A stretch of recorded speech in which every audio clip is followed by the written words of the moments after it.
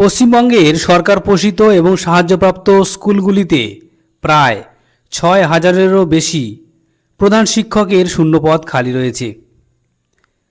শীঘ্রই এই শূন্যপদে নিয়োগের জন্য all post graduate teachers welfare association, যারা মাননীয় শিক্ষামন্ত্রী শ্রী দীপক বর্মনকে এই ডেপুটেশন দিয়েছেন, এই ডেপুটেশনে কি বলা হয়েছে চলুন বন্ধুরা দেখে নেওয়া যাক।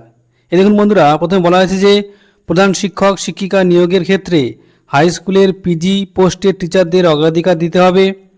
দ্বিতীয়ত, স্নাতকোত্তর ডিগ্রির অধিকতর যোগ্যতাকে মূল্য দিতে পিএইচডি ডিগ্রিপ্রাপ্ত শিক্ষক শিক্ষিকাদের অতিরিক্ত নম্বর বরাদ্দের সুযোগ রাখতে হবে।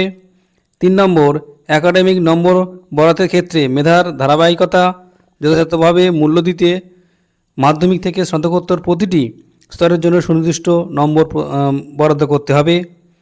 4, গোটা রাজ্যের সমস্ত হাই স্কুলের ভ্যাকান্ট এইচএম পোস্টের জন্য তথ্য সংগ্রহ করে নিয়োগের পূর্বে সমগ্র এইচএম পোস্টের আপডেটেড শূন্যপদ তারিখ সহ প্রকাশ করতে হবে। হেডমাস্টার হেডমিস্ট্রেস পোস্টের নিয়োগের ক্ষেত্রে ওডিএলের মাধ্যমে বিএড ডিগ্রিকে মান্যতা দিতে হবে, কারণ ইউজিসি আইন অনুযায়ী দুটি ধারাই মূল্যমান এবং সমান। হেডমাস্টার হেডমিস্ট্রেস নিয়োগের যোগ্যতা মানে অনুমোদিত পদে শিক্ষকতার অভিজ্ঞতা ন্যূনতম 10 বছর করতে হবে। লিখিত পরীক্ষার সিলেবাস আপ টু ডেট করতে হবে।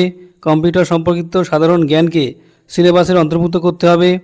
8, লিখিত পরীক্ষা, একাডেমিক স্কোর এবং ইন্টারভিউর নাম্বার পৃথক পৃথকভাবে দেখিয়ে মোট প্রাপ্ত নম্বর লিখিত আকারে দিয়ে মেরিট প্যানেল প্রকাশ করতে হবে।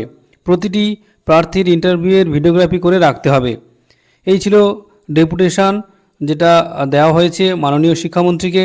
এখন দেখা যাক যত দ্রুত সম্ভব এই প্রক্রিয়া শুরু হয়, অর্থাৎ দীর্ঘদিন ধরে আমরা জানি যে শিক্ষক নিয়োগের জন্য নতুন করে অ্যামেন্ডমেন্ট হতে পারে এবং সেই সংশোধনীতে নতুন করে নিয়মকানুনও তৈরি হতে পারে, এবং যার জন্য এই এত সময় লাগছে বলে আমরা মনে করছি, এবং যাতে দ্রুত সেগুলো কার্যকরী হয় সেই বিষয়ে দৃষ্টিক্ষেপ করার জন্য মাননীয় শিক্ষামন্ত্রীকে আবেদন করা হচ্ছে।